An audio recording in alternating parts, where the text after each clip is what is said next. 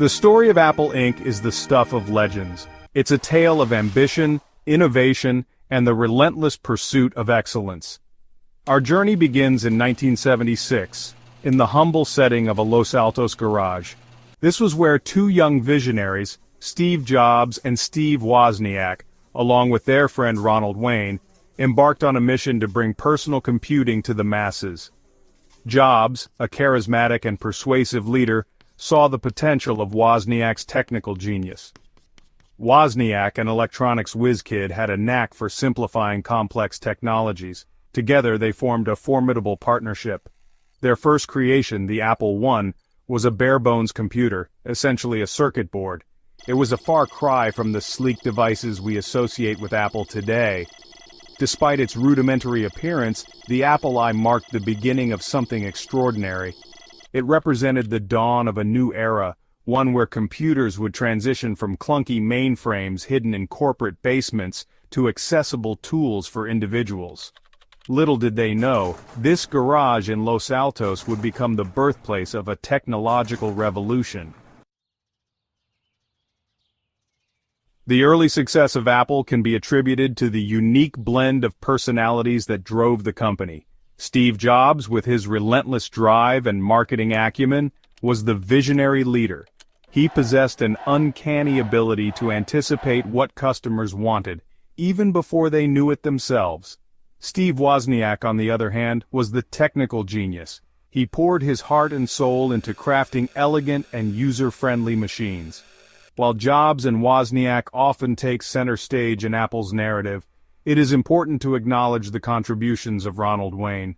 Often overshadowed, Wayne played a crucial role in the company's founding.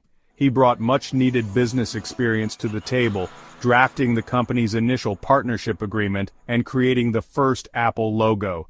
However, Wayne's time with Apple was short-lived. Concerned about the financial risks involved, he decided to part ways with the company just 12 days after its formation. He sold back his 10% stake for a meager $800, a decision he would later come to regret as Apple's value skyrocketed. Despite his brief stint, Wayne's contribution to Apple's genesis should not be forgotten.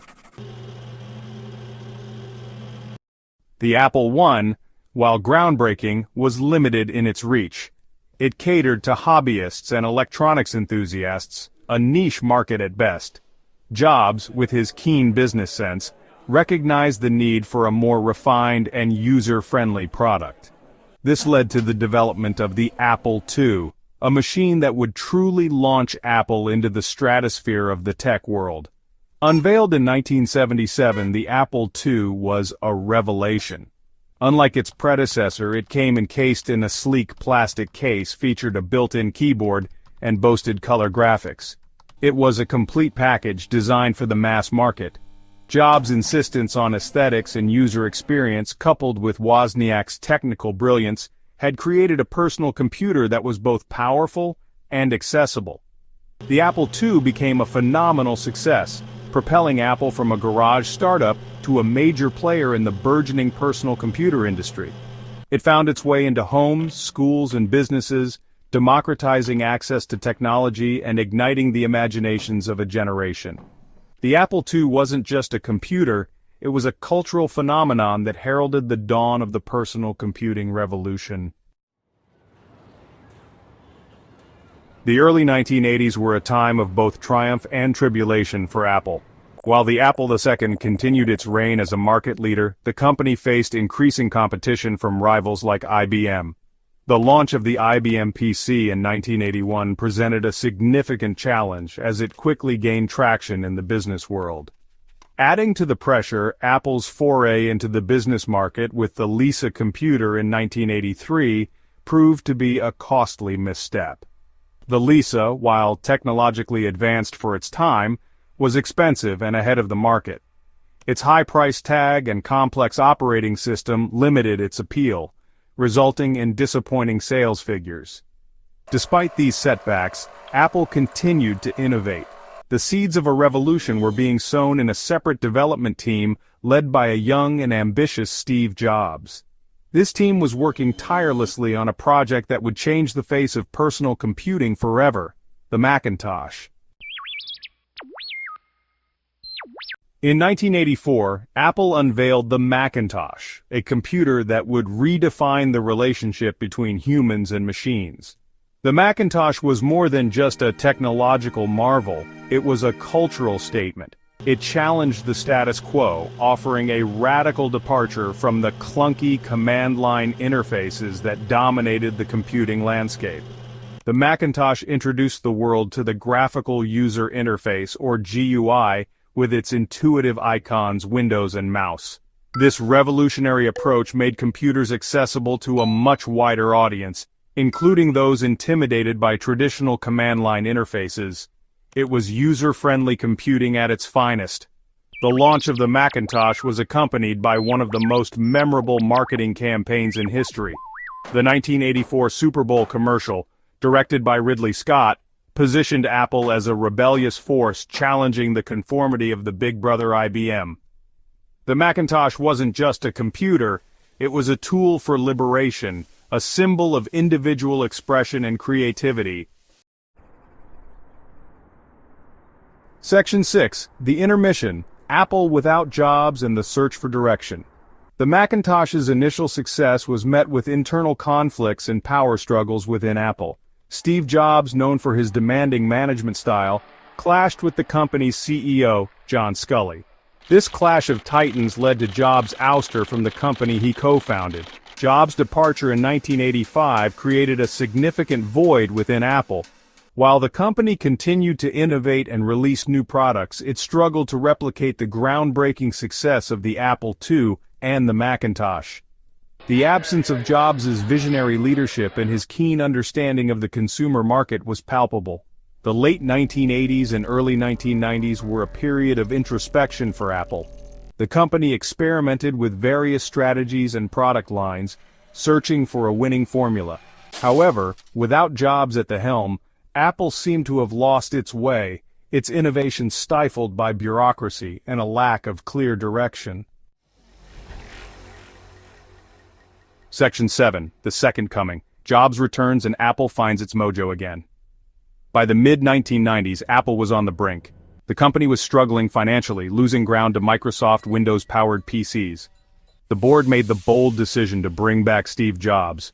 Jobs' return in 1997 marked a turning point. He streamlined the product line, cut unprofitable projects, and focused on innovation.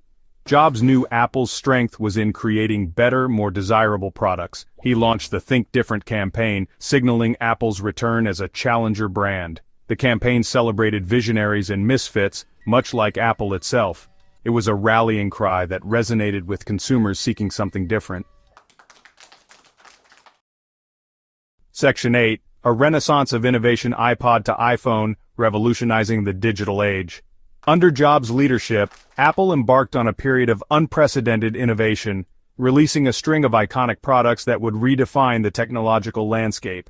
It began with the iPod in 2001, a sleek and stylish portable music player that revolutionized the way we listen to music. The iPod, with its intuitive click wheel and its massive storage capacity, made it easy for users to carry their entire music libraries with them wherever they went. The iTunes Music Store, launched in 2003, provided a legal and user-friendly way to purchase and download digital music, complementing the iPod perfectly. The success of the iPod paved the way for the iPhone in 2007, a revolutionary device that combined the features of a mobile phone, a music player, and an internet communicator into one sleek package. The iPhone's multi-touch interface and its app ecosystem transformed the mobile phone from a simple communication device into a powerful personal computer that fit in your pocket. Section 9. Towards a Sustainable Future, Apple under Tim Cook and beyond. Following Steve Jobs' passing in 2011, Tim Cook took the helm as Apple's CEO. Cook, known for his operational expertise, has successfully steered Apple through growth and innovation. Under his guidance, Apple became the world's most valuable company, reaching a $1 trillion valuation in 2018. Cook has emphasized Apple's commitment to social responsibility and sustainability. The company has made significant strides in reducing its environmental footprint and promoting ethical sourcing. Today, Apple continues to push the boundaries of technology, introducing new products and services. From the Apple Watch to Apple Pay, Apple remains at the forefront of innovation. As we look to the future, Apple's journey is far from over. Apple's relentless pursuit of excellence ensures its story will continue to inspire. Now it's your turn. What are your favorite Apple products or moments? Share your thoughts and join the conversation.